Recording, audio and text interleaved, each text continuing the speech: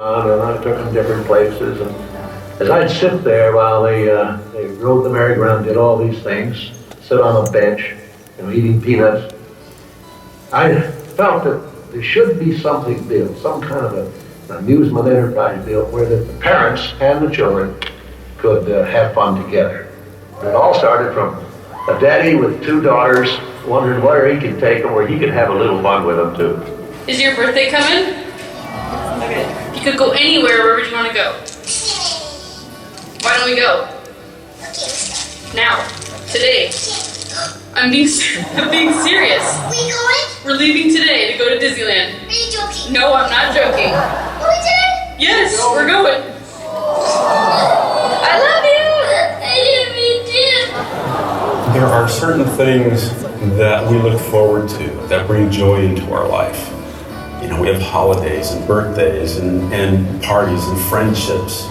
And I think, amongst them are experiences in our Disney parks. People really look forward to that. That's something that they can share together. That's something that they can spend time together doing. It's Disneyland. It's more than a place. It's a feeling. It's an experience. So it's permission to be a kid for an adult. It's permission to not to worry about homework or any challenge that you may have as a kid. There's a child in all of us. At Walt Disney, he knew that, and he understood the importance of that in not losing the qualities of that child as you go through life and as you get older. And the child is that secret to optimism, to hope, to fun, to just really seeing how amazing the world is. The common spirit of the groups of people that come together to do this is a clear sense of the opportunity that we have to do extraordinary things, but to do things that have great impact upon people. We all here have a passion for creating experiences and sharing that with people and sharing the challenges and the opportunities to create that. I think that's sort of the special bond that all the Imagineers find interesting and unique ways to really sort of achieve some very special moments for our guests. We're making happiness in kids and families and many people's lives all around the world. The stories we tell and the experiences we create become part of the family memories for millions of people. And so in some small way, each and every one of us is part of each of our guests' lives and making them a little better, a little happier. We want to create something that's going to touch people emotionally in some ways, and they're going to go, wow, that was so great, I want to go back again, I want to tell my friends, and they're going to go back and they're going to tell their friends. And how do we do that? Creating something that makes them laugh or think or cry. I think Imagineering has really stayed pretty much the same in the creative process. We do it with love, we do it with heart, we do it with soul. And we also create these all-inclusive experiences that you can visit, enjoy, and forget about your worries and troubles for the day. Walt was a storyteller. He saw that the guests that would come in there, they are literally walking into a movie. And that means everything you put in that park, right down to the tiniest details, the whole thing has to make cohesive sense. We have a history. We have our Disney DNA, we have the history of all of our characters and our stories. And so we're starting to create new experiences. The kind of experiences that we create in our theme parks are experiences that people from around the world love to enjoy. The notion that Walt had of a place where parents and children could have fun together applies anywhere in the world. Who doesn't want their kids to grow up to be good people? Who doesn't want you to look at the world through the lens of unconditional love and standing up for what's right? If we look at telling the story in other places around the world, let their stories speak for themselves. We are sort of a beautiful blank canvas. They're the paint. Together those two things marry and become a masterpiece. It's really amazing to consider that 60 years ago, Walt Disney Imagineering started as a small group of people in just a few buildings, and that gave rise to everything that Disney Parks and Resorts is around the world today. You think about this, there's 11 parks around the world, and basically you go into them and people are acting and reacting the same way. that is really a tribute to something that spread all over the world. I mean, you look at everything that we've done and throughout the Disney organization, it's like a true fairy tale. Kids and adults alike are losing sleep tonight because they're going to go to a Disney park tomorrow. From our cruise ships to our hotels, to New Fantasyland, to our expansion projects around the world. It really has been an extraordinary 60-year journey, and I think Walt would be very proud. The best part is, we're just getting started.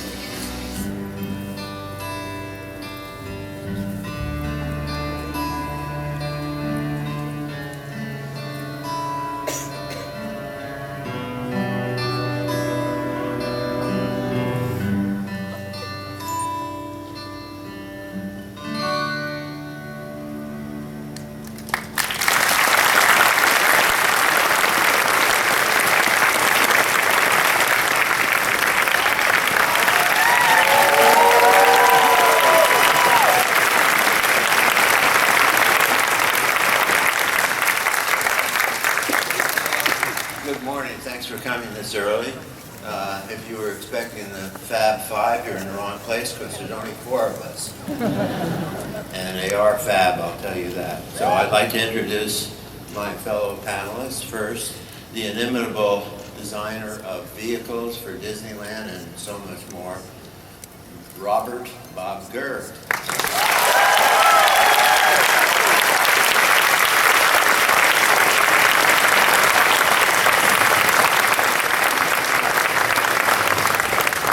And are you coming, Bob? What happened to her?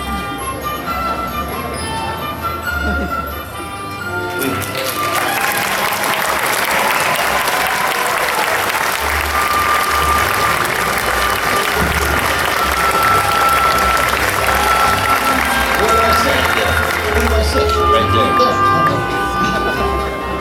And next, the wonderful designer of costumes from pirates to small world figures and so much more, Alice Davis.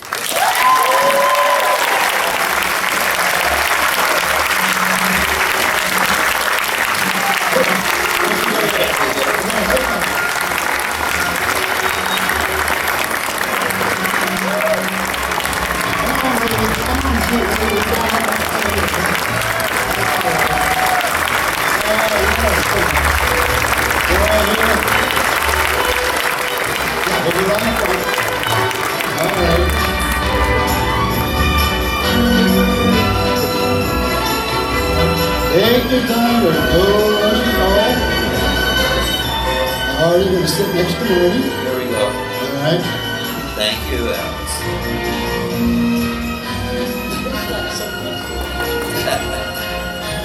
And Good morning. And last, because his name begins with X, the wonderful songwriter, writer, and artist, X Atencio.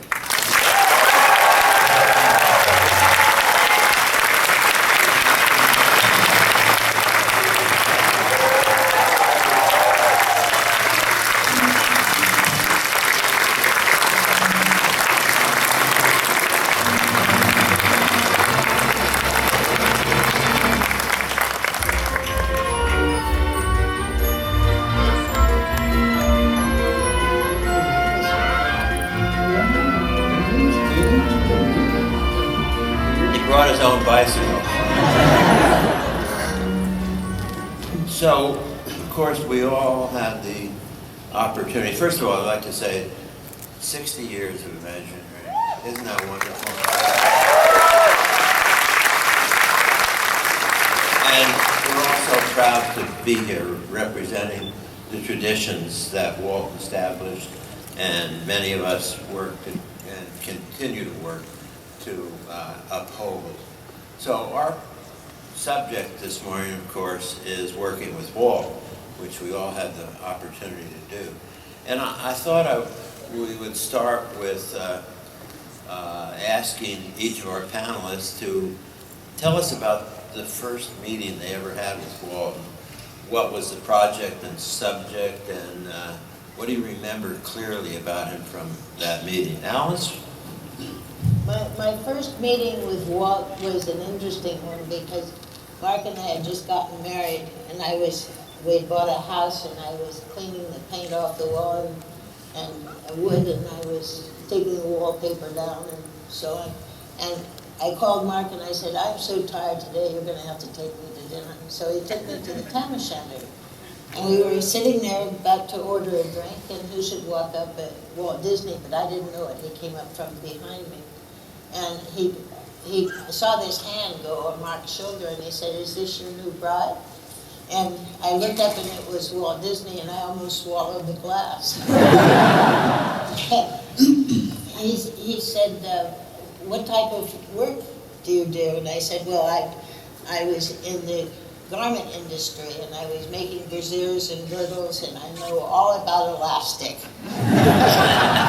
I said, I now control the American woman by elastic. So he sat down and he was fascinated. He knew nothing about elastic, and he wanted to know everything. And I think for about a half an hour, he was asking me questions about elastic. Mark finally bought him a drink, and they were. So anyway, he was all excited about knowing about elastic, and he was going to go tell other people about elastic. And he was always thinking about elastic when he looked at me, I think. So anyway, he started to walk away. He said goodbye, started to walk away, and then he turned around and he said, you're going to work for me someday. And 2.5 years later, I got a phone call from his secretary. And she said, Walt wants to know if you'd do the costumes for Small World. And I said, would I? I was told to be there at 9 o'clock the next morning, and I was there at 8. And I got the job, and I've never been happier in my life than that job. Yeah, we're happy you got this job. Bob, you were... I have one tiny bit more. I couldn't stop you. I was born during the Depression, and I didn't have a doll like all the other little girls. They had Shirley Temple dolls and Didi dolls and all these, and I was lucky to have a roof over my head and some clothes. So anyway, my friends wouldn't let me hold their dolls or anything. They were, it's mine. So I made a rag doll for myself finally, and that was my doll. So I was always sorry that I didn't have the dolls, but when I lined up all those dolls and I got to do all of the costumes, I thought, I've got more dolls than that.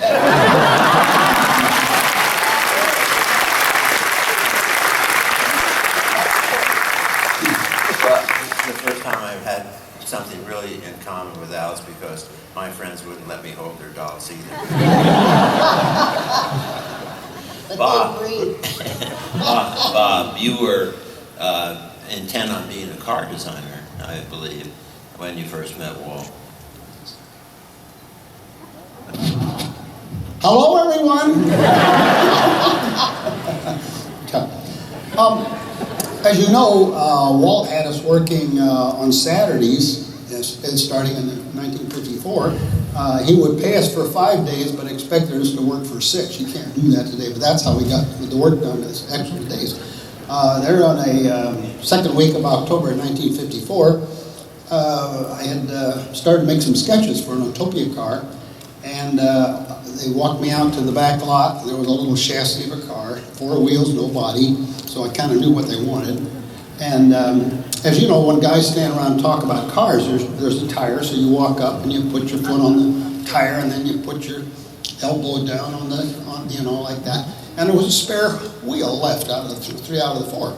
And this guy walks up, unshaven, looked a little on the ratty side, I remember he had a Roy Rogers belt with a little painted silver bullets in it, and a funny little short tie with a funny little symbol on it. And he was just talking away. And then he walked off, and as he walked off, everybody said, okay, see you, Walt. And I thought, oh my God, that's Walt Disney. Saturday morning, unshaven. I thought he was the father of one of the night guards. So I never met him. It was common in those days. He just worked with everybody, and nothing more was said. That was it? That was it. All right, we'll get more from you later. X, you were a farm boy from Colorado, as I remember, right? That's right. The two of us came from Colorado. One of them came from Rockefort, toward the Mellon country. And I was in the coal mine district. And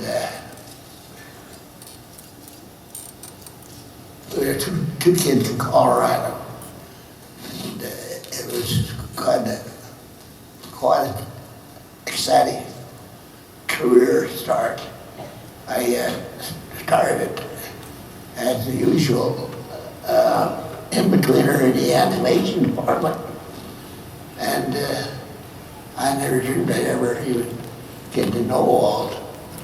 But I met one day in the elevator, and I said, "Good morning, Walt, how are you?" And he said, "Hey, X, I'm doing great." And I said, "My God, he knows my name." And then I almost fell on my hands and knees. The great man knows my name. And then the career went on, and then a few more years before the Army took me. And, excuse me. But I was lucky enough to start all over again after Uncle Sam got through with me. We'll get into some of that later, where he transferred you from animation to engineering. So we'll get into some of those stories. So I think, do you have a personal favorite? Well, I should say where I started. First time I met Walt Disney, I was hired to put out a tabloid newspaper at Disney.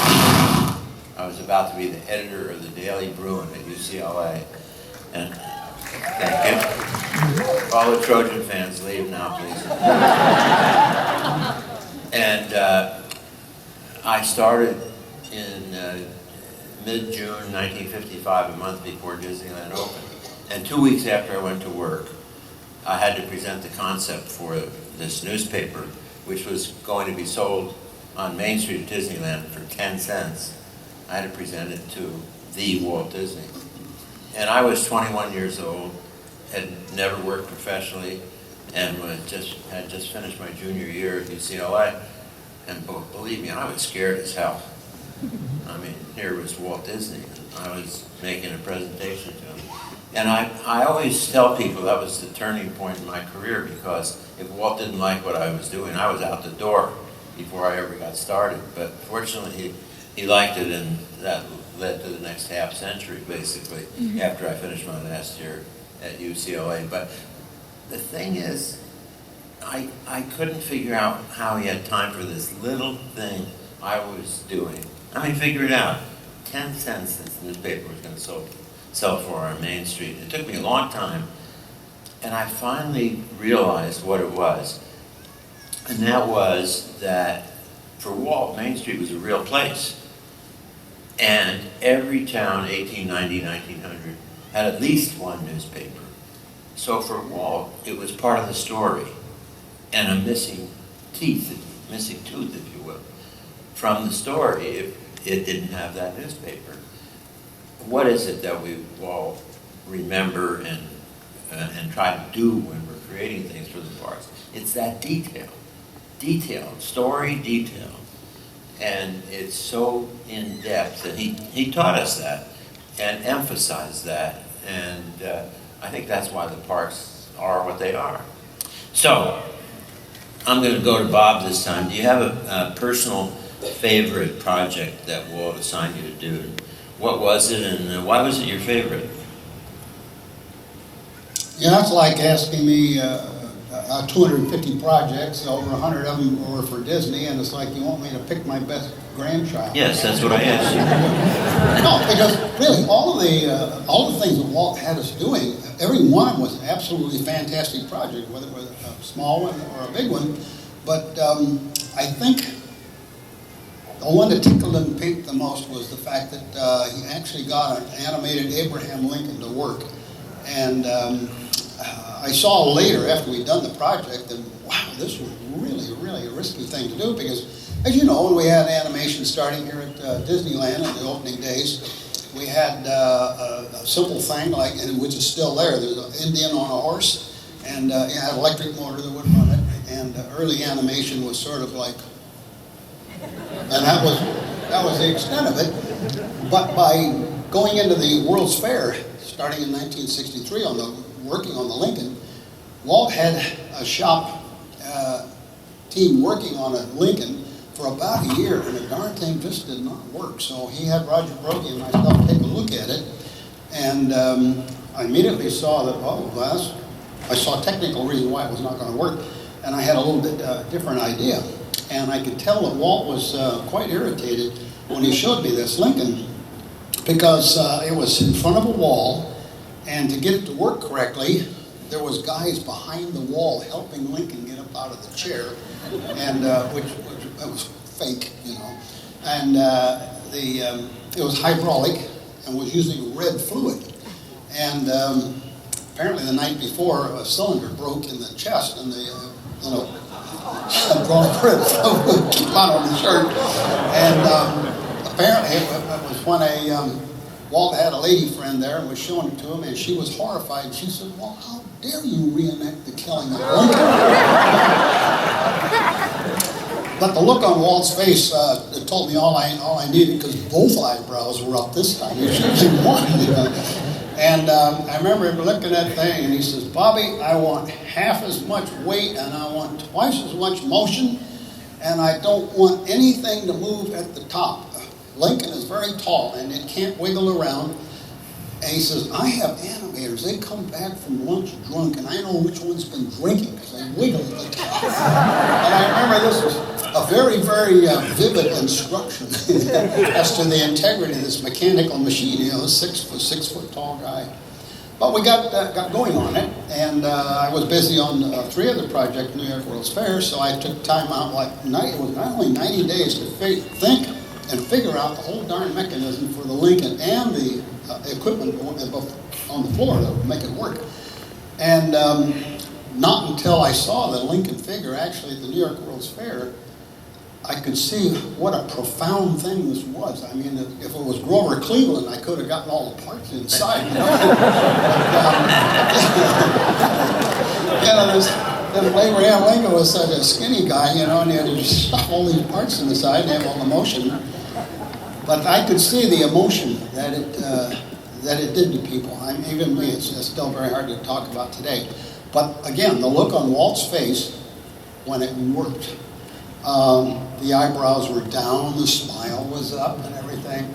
And that left me with a great impression that Walt had an idea, was working on it, it didn't work, raised his voice a little bit. We found a design that did work, and he was just happier than a clam. He had something that nobody else in the world had, and he had it first.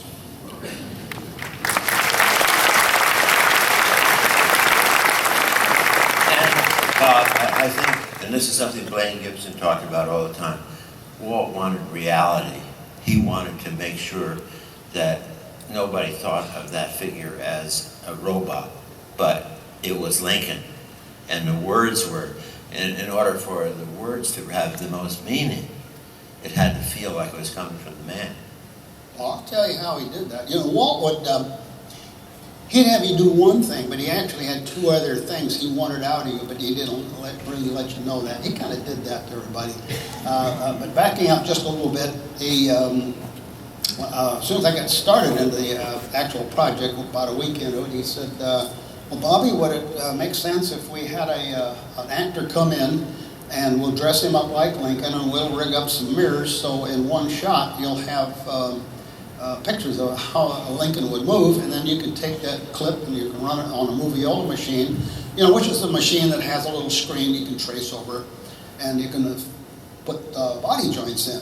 And I said, "Oh, that's a cool idea." So a couple of days later, he had me come over to the studio on a Saturday morning, and here's this little setup, and here's this mirror, and here's a camera, one guy to run the camera, one guy to run the audio, and and Royal Dano, the actor, and then Walt and myself. That's all there is in the whole state. It was Saturday morning.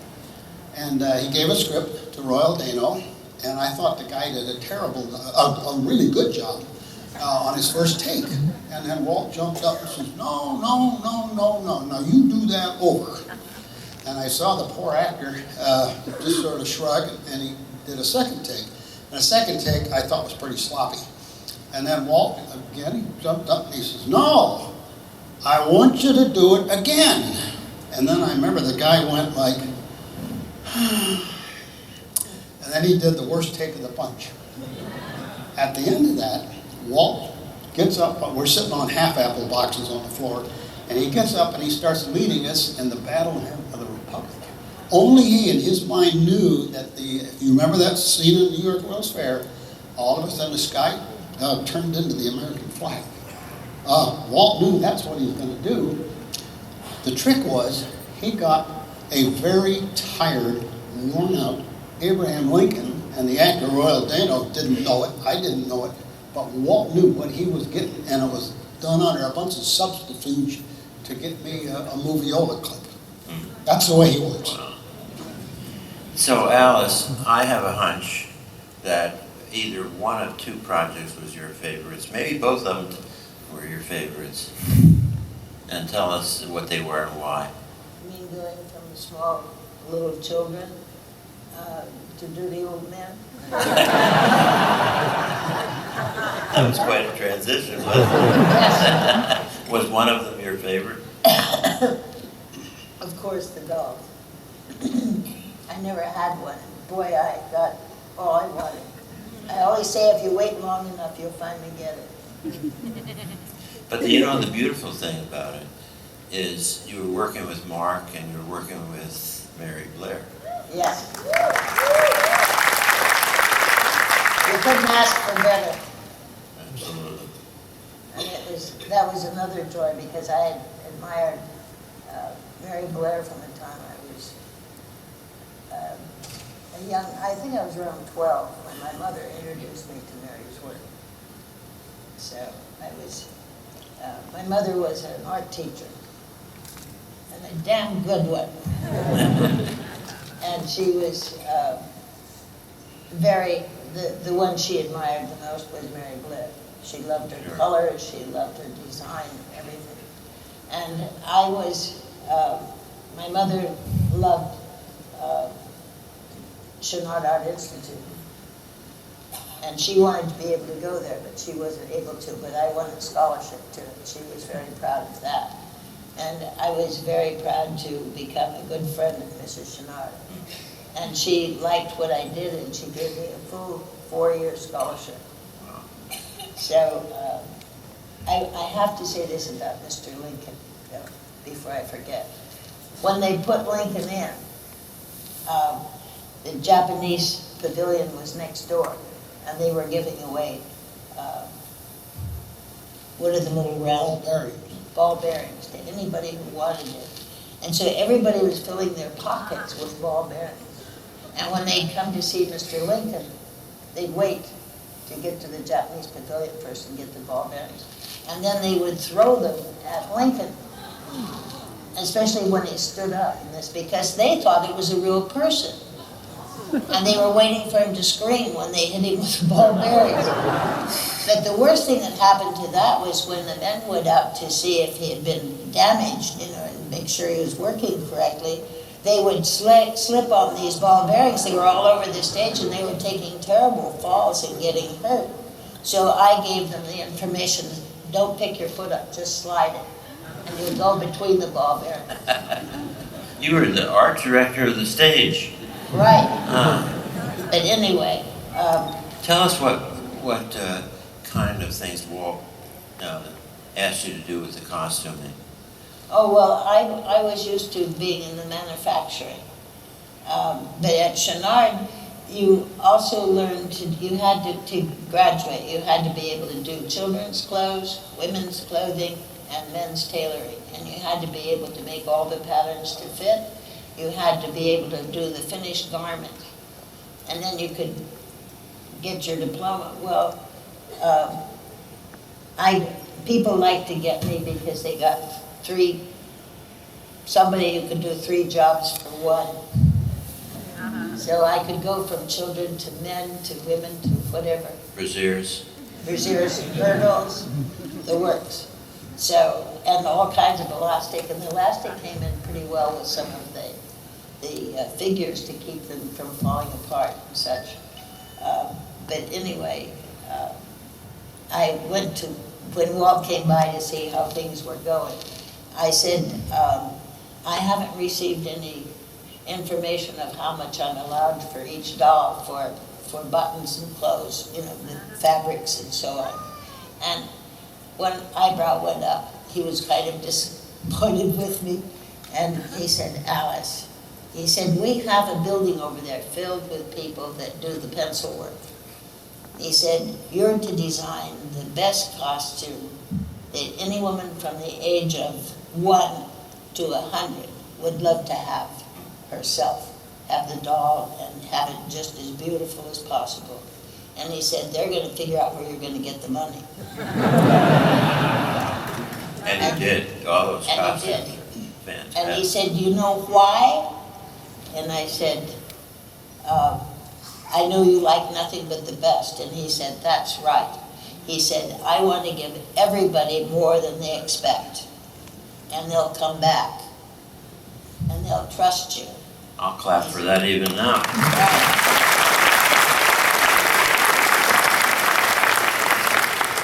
And he said, if you cheat them, you'll never see hide nor hair of them again. Yeah.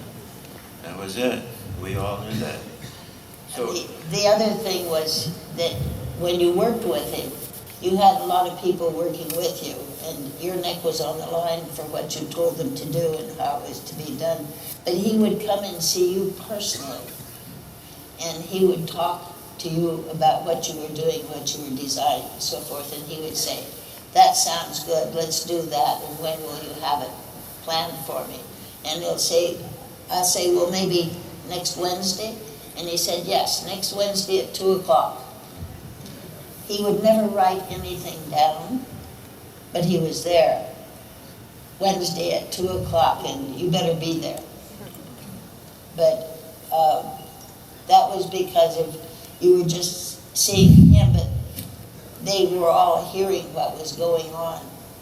But we didn't have all kinds of meetings and such that went on all the time. We had a very positive meeting. Everything was planned out. And I think I had maybe 3 meetings with the sewing girls and such, all with Walt. And that was it. The rest of it I was transferring to them, but I was responsible for everything that was happening. But we didn't have any names as far as a president or vice president or the peon or whatever. We were just all by first name, and nobody had any, how would you say, somebody that you had to meet with every other day or every day to see what you were doing. It was done. well, that was a beautiful way to work. X. It was lovely. After 20-some years in animation, Walt brought you over to Imagineering, and it wasn't too long after that he asked you to write a script for the Pirates. But my recollection is you'd never written a script before. Why did he have faith in you to be able to do that? It was amazing the way Walt was able to find the talents that we had that we didn't know we had. And for instance, when I moved over from animation and into Imagineering, and I wrote a squirrel hat for the first time. And I know this is fun. I like it. And the more I got into it, the more I liked it, because it wound up being that I get a direct command performance from the man himself, who's called me up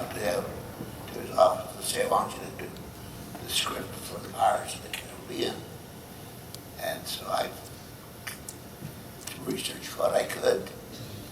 And I learned to say, "Har, there you come." That's how the old pirates say. And You're to blame for the fact that we all do that. I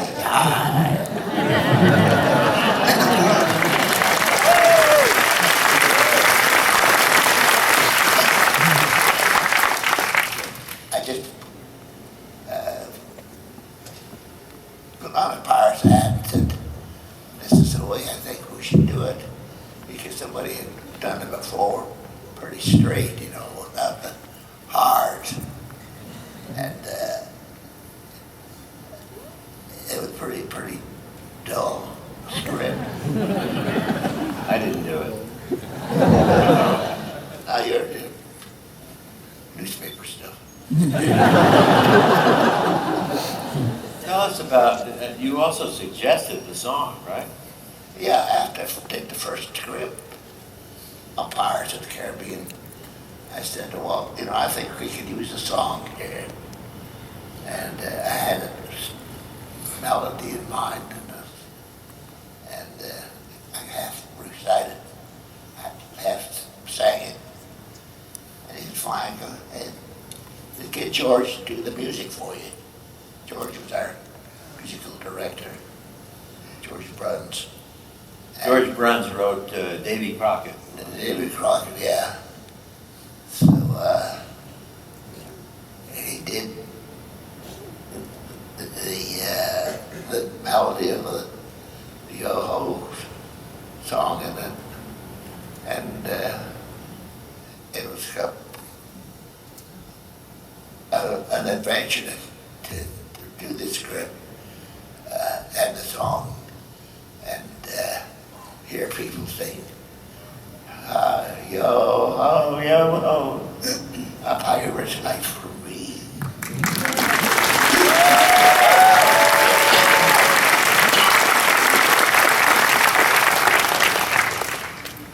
We really do know. Rifle group, drink up me horny, yo-ho. Rod and Bethel and don't do a hoot. Drink up me horny, yo-ho.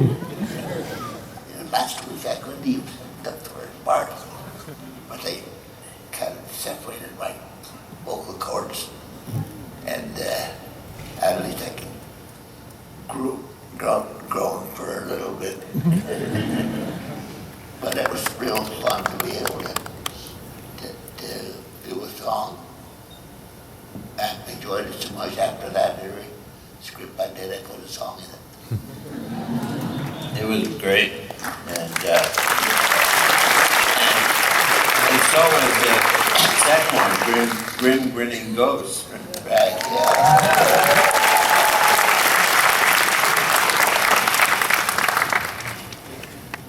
Lots of fun. Well, let's move on. One thing that I always felt, and we've talked about this, all of us, at different times, that Walt was the best casting director that ever came along, putting the right people together to contribute their talents to a project. Do you have a favorite team member or team story as a result of working with people you never expected to, Bob? Or worked with how he put talents together to make something happen? Well, I always got the impression that Walt sort of was born with an automatic secret weapon, and that he never was interested in what you've done. He was much more interested in what you're going to do next.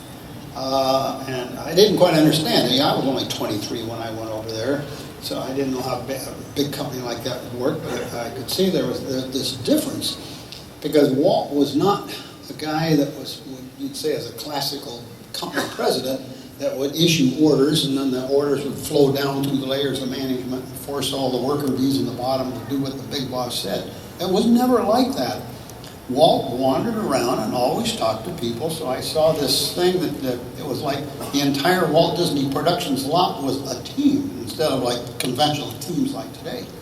And he would just wander around and talk to people. I didn't really see what you'd call meetings as such, If 2 or 3 people were standing in the hall, I guess that would be a meeting.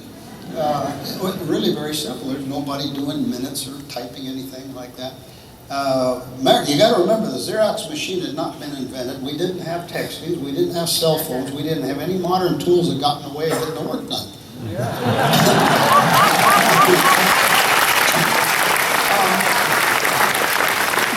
If you were in a conversation with Walt, like Marty points out, you just remember it because you know that he's remembering it. So there was this ongoing continuity all the time.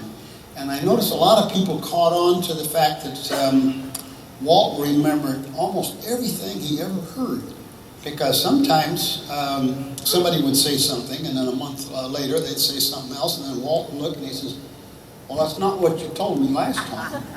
So this was sort of a warning thing that said, you better pay attention because you keep your story straight. Well, guess what? This means your creative antenna's up, and you learn don't ever lie. Don't ever make up a story because he's going to catch you later at this thing.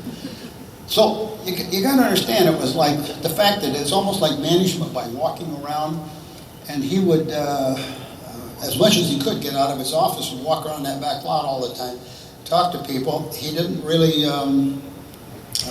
set an agenda for anything. He just would wander in. Everybody got used to that's the fact of the way it went.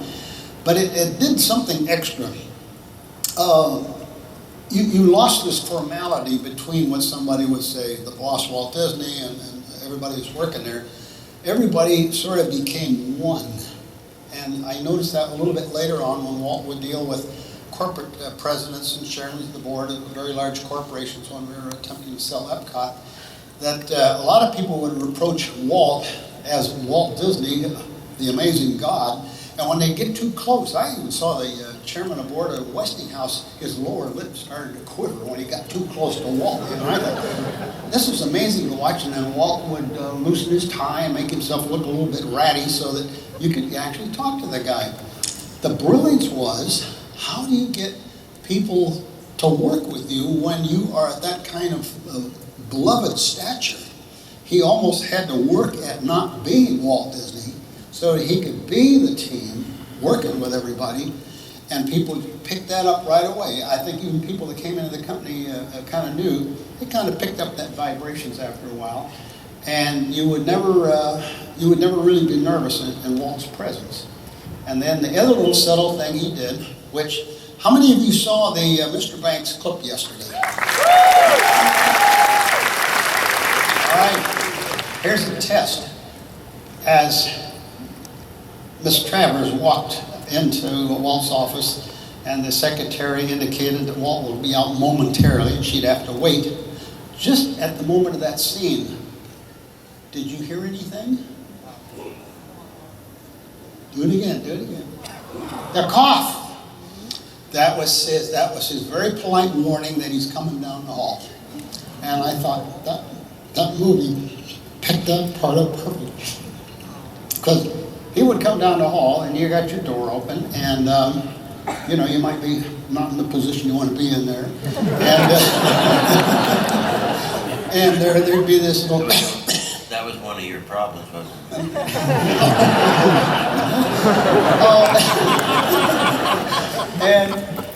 But that was so polite, and it was a very subtle thing, and I got the impression he did that deliberately, knowing that he'd be close enough to give you a little warning that he's about ready to pop in your door. So you always had that 5-second warning, and that movie picked that thing up so quickly yesterday. So that was a sample of the way it was. Yeah. Bob was. I have to add one thing to that. When they moved the Bambi loop into the new studio, they were the first ones to be there, and they were upstairs in Walt's office, and they were all, working on Bambi, and Walt would always come in and see what was going on, and sometimes he wouldn't. And you'd start hearing this voice, Mark said, man is in the forest, man is in the forest, man is in the forest. And it was Walt coming down the hall. So they'd all be in proper order when he arrived. That was the password. man is in the forest. But I have to tag on to Bob too, because I had one of those experiences.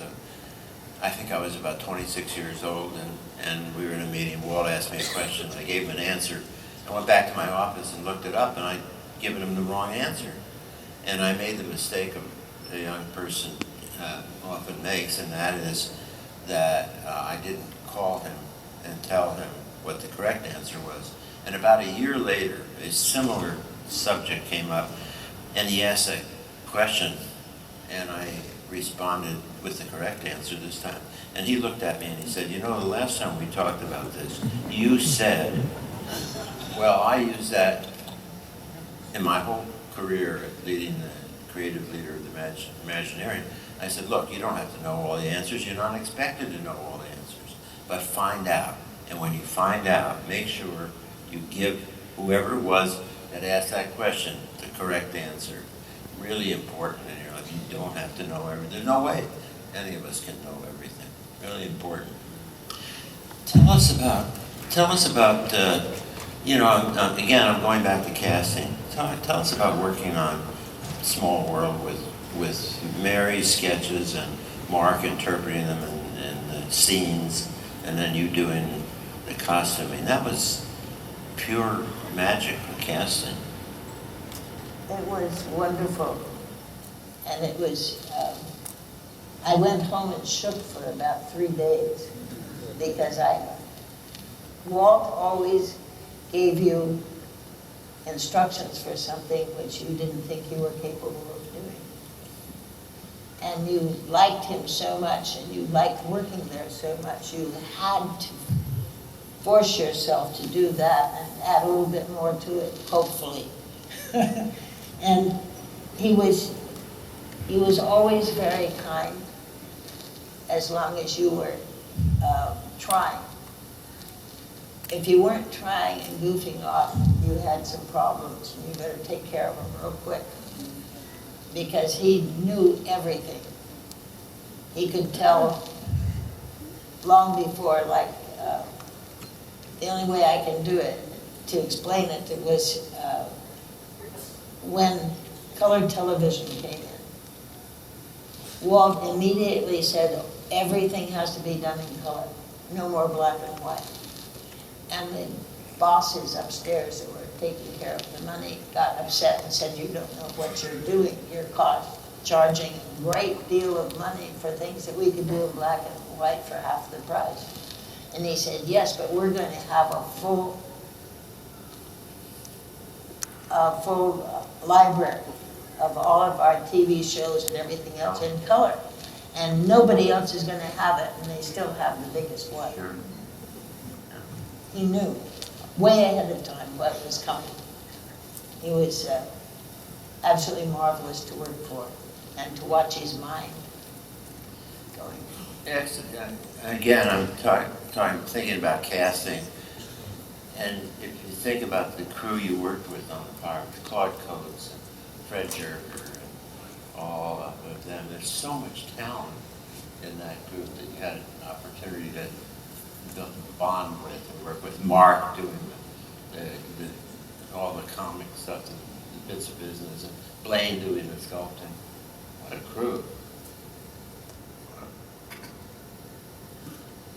The thing about working on scripts like that, you say they come in from all sides, and I was fortunate to have people like that I didn't know I could do a script, first of all. But the man said, you're going to write it. He didn't say, would you like to? You're going to do it. And I said, go back to my office. I said, my God, we're going to, how do you do it? Sort of thing. And so it was always so nice to do a few lines of the dialogue and send it up to Walt, and he'd fine, keep going. And that was all I needed. And when it was all done, well, you said, my God, I did it all by myself. And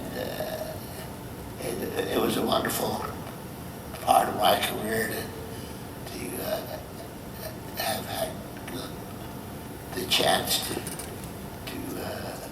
come up with things like the Flower of Light, and it seemed to go down in history, and it's a great feeling. You're not kidding.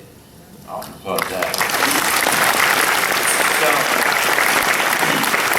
So why don't we give you guys an opportunity to see what you'd like us to answer any questions about. Can we have the lights up and take some questions from the audience? Hello? Questions? Okay. We have some microphones, I hope. Anybody have it? Oh, There's a hand up way out there. We're just a little early. Yeah. How many of you partied last night?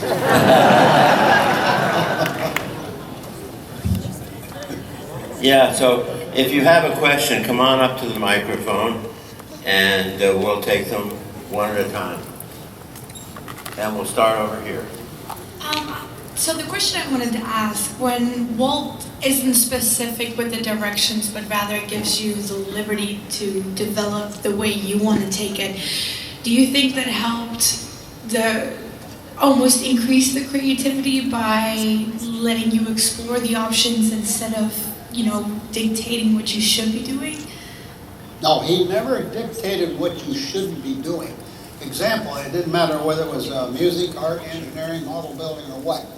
But you just have an ongoing project going on, and he'd pop in there, and you were ready for a good attaboy because you just knew you did your absolute best on that drawing or whatever it was. And he'd walk up, and there'd be something on the board, and he'd go, that's kind of interesting, but what if?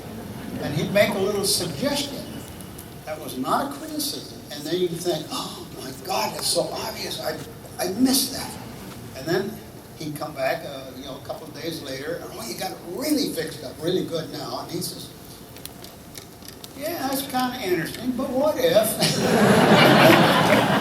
This was a never-ending thing. There was never-ending things. And it was constantly urging you on, but never was a criticism thing. A few people got criticism where you're trying to get a little bit too much of their ego and they didn't get the picture that Walt was the main ego in the whole place. But that's okay, because he's always urging on these ideas. Well, I always think that, in fact, the first time I ever saw it written anywhere was in National Geographic, and the writer asked Walt what he did. He said, do you draw all the pictures? He says, no, I don't draw anymore.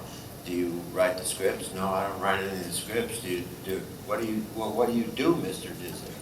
And he said, I think of myself as a little bee, and I go around and pollinate things that people are doing. And that was him. That was it. He had all this creative talent, and as Alice said, he made it so clear to us that whatever we did yesterday was not going to be good enough the next time, because he wasn't going to be there. He was going on, and it better be better because he knew the public expected it. You guys expect it. We do one great attraction, and the next one has to be as great or greater. And all that creative talent, we had a lot of freedom to develop our talent because of working that way. May I get in here? There's a young, Mark was waiting for Walt. Mark and I were both waiting for Walt because he had something he wanted to say on something we were working on. But this young man came up and he had this one drawing. And he said to Walt, Walt, what do you think of this? And Walt looked at it, and he looked over at the young man, and he smiled and he said, it's very difficult to choose between one. He wanted more than one idea whenever he saw it. And that kid used to come in with a stack of drawings. Yeah. Oh, over here. Thank you, Marty. I would just like to call attention to the dignitaries on the stage to this fact. It's early morning Sunday, and you packed the house.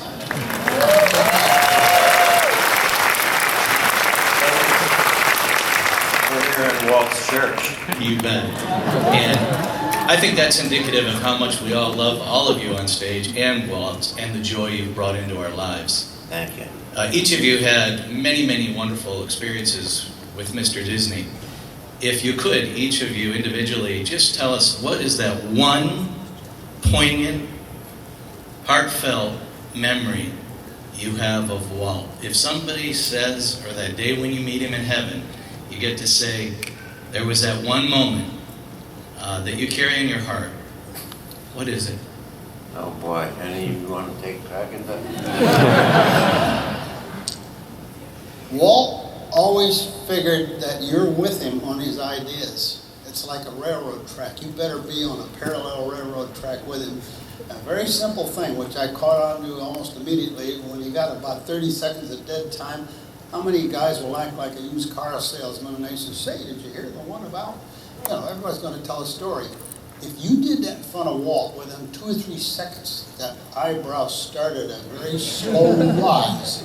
What that meant was you just signaled to him. You are not thinking in your mind 100% on his project. Don't do that. I never got over that. You know, I'll answer this way, and I write about this in my book, so you guys have to buy my book.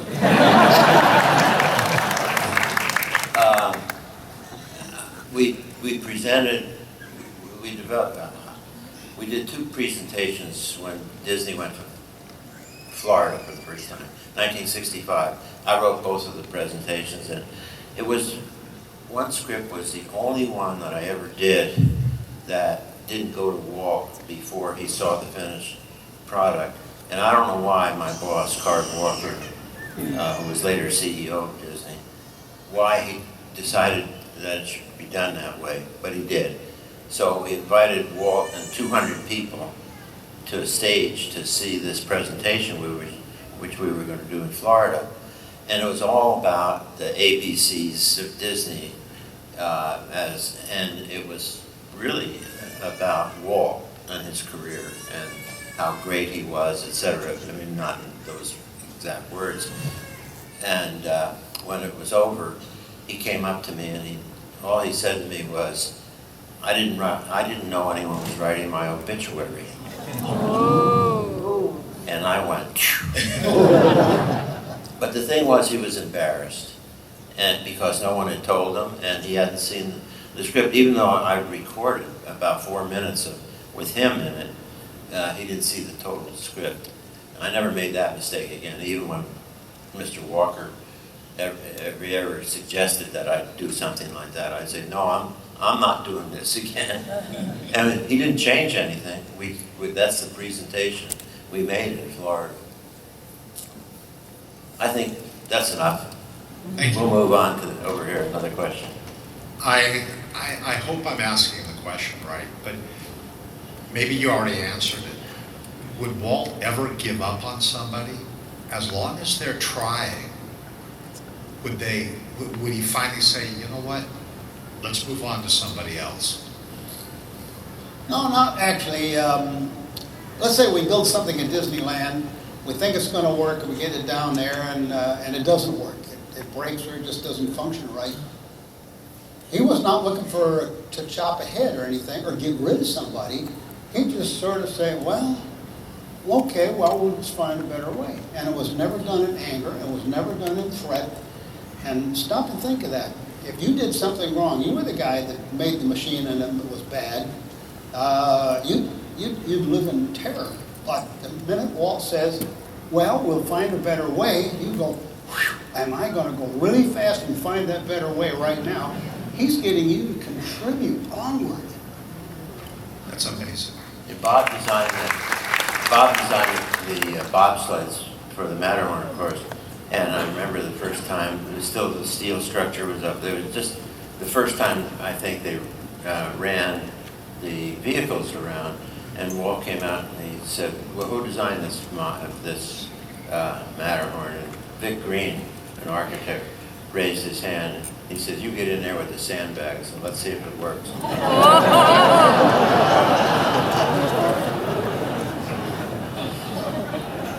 He didn't have to place any blame if it didn't work, right? I had an experience with Walt. The art school that I went to, he and Mrs. Chenard were very close. And he came to her, he was going to all the different art schools to see if they would carry him for 2 years, training the young animators that he had to where they would be able to animate real people. And you would feel that they were real people, not a drawing of somebody. And it was for starting up Snow White. And he didn't feel that his animators were trained enough. And he was going to the different art schools, and it was during the Depression, and they say, there's the door. So he came to Mrs. Chenard, and Mrs. Chenard said, I admire what you're doing. You have made an art for the United States. The United States never had an art that would be connected with the United States. It was always Chinese or the early Europeans or something else, but there was no real American art, but the animation was because of what he was doing with it and so on. And she said, you bring your boys down and we'll take care of the price later. And she carried him 2.5 years for free. And they were very close friends after that. And he said he would pay when the film made money. And he not only paid her, but he helped her toward the end when she was losing the school, because everybody went to the war. And her class went, her supply of people in her school were almost 1,000, and it went down to 23. Well, I apologize for this, but we only have time for one more question over here. Hello? I'm a little nervous. It better be a good question. That helps. Okay, so Walt Disney World is amazing. We have Epcot, Hollywood Studios. The Imagineers have done so much since losing Walt. But do you ever think about where we would have been if he had stuck around a little bit longer, or if you guys could have been with him to see through Epcot being completed? Yeah, we probably all think about that. I certainly do, because I wrote the script for the film about Epcot that he did. I actually spent, I didn't answer the question about my favorite experience with Walt, but certainly spending 2 long meetings in his office, just the 2 of us, talking about what he wanted to say in that. And then I still have the notes, which are wonderful, 7 or 8 pages of notes, which made it very easy to present. But you know what? He would have made that happen. He definitely would have made that community happen, no question in my mind, because he could go into the boardroom of any company and convince them to be part of it. As Bob mentioned Westinghouse, I was in a meeting with GE, and they would have elected him chairman if he would have been available. Believe me, the World's Fair changed the whole image of GE in the New York area, especially. Yeah, he would have made that happen. It would have been exciting. It would have been an exciting run. None of us can complain about what we did at Walt Disney World. You think about that on a peak day at Walt Disney World today, between the cast members and the public, over 300,000 people on that property. Pretty amazing. The man had